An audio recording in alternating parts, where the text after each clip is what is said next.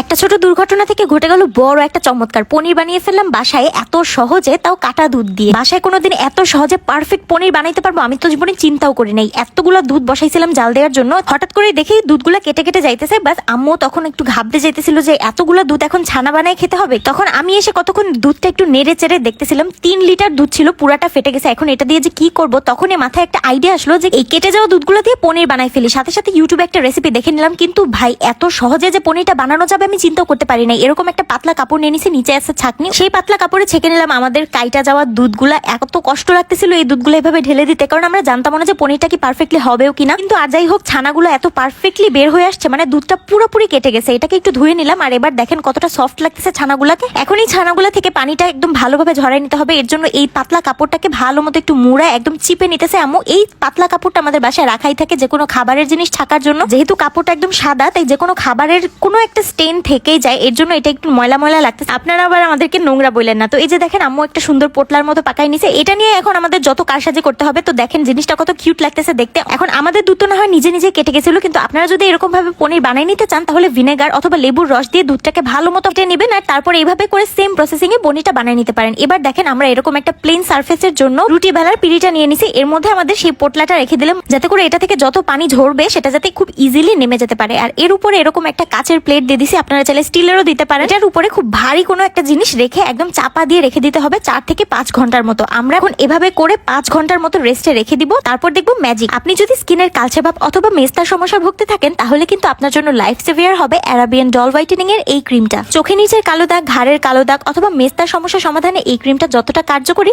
পাশাপাশি ডেইলি বেসিসে ইউজ করলে আপনার স্কিন 4 থেকে 5 শেড ফর্সা করে দিবে। একদম ন্যাচারাল গ্লাস স্কিন যাকে বলে। আমি এটাকে যেভাবে অ্যাপ্লাই করছি এভাবে অ্যাপ্লাই করে নিতে হবে। রাতের বেলা ঘুমানোর 1 ঘন্টা আগে এরকম ভাসা ভাসা করে অ্যাপ্লাই করে তারপর ঘুমিয়ে যাবেন। সকালে উঠেই দেখবেন আপনার স্কিনটা কতটা সফট লাগছে। আর তারপর পানি দিয়ে খুব ভালো মতো ওয়াশ করে নিতে হবে। অ্যারাবিয়ান ডল হোয়াইটেনিং ক্রিমটা এতটাই ভালো, কোন রকম সাইড এফেক্ট ছাড়াই আপনার স্কিনটা ইমপ্রুভ করে দিবে, আর আপনার স্কিনটাকে পাতলাও করবে না। এই ম্যাজিক্যাল ক্রিমটা পেয়ে যাবেন অ্যারাবিয়ান সিক্রেট বিউটি বিডি পেজে। আমি পেজটাকে মেনশন করে দিব, আর সাইডে একটা পেজের স্ক্রিনশট দিয়ে দিব। পুরোপুরি 5 ঘন্টা রেস্টে দেওয়ার পর আমাদের পনিরটা কিন্তু প্রায় রেডি হয়ে গেছে। আমি অনেক বেশি এক্সাইটেড ছিলাম এটা খোলার জন্য, আর তারপর খুলে কি দেখলাম জানেন, এটা একদম হার্ড হয়ে গেছিল, পানি সবটা ঝরে গেছে, আর পনিরটা এত পারফেক্টলি রেডি হয়ে গেছে। আস্তে আস্তে করে কাপড়টা খুলে ফেললাম, আর দেখেন অবস্থা, মাশাআল্লাহ এত সুন্দর লাগতেছিল পনিরটা দেখতে। এটা এরকম শেপের হয়েছে কারণ অনেকক্ষণ একইভাবে ভার দিয়ে উপরে চাপা দেওয়া ছিল, যার জন্য এরকম একটা উল্টাপাল্টা শেপ হয়ে গেছে। বাট এটা কোনো ব্যাপারই না। জীবনে প্রথমবার পনির বানাইছিলাম, আর এত বেশি এক্সাইটেড লাগতেছিল। পুরো 3 লিটার দুধ কেটে যাওয়ার পরে অনেক বেশি কষ্ট লাগছিল, বাট এই পনিরটা দেখার পরে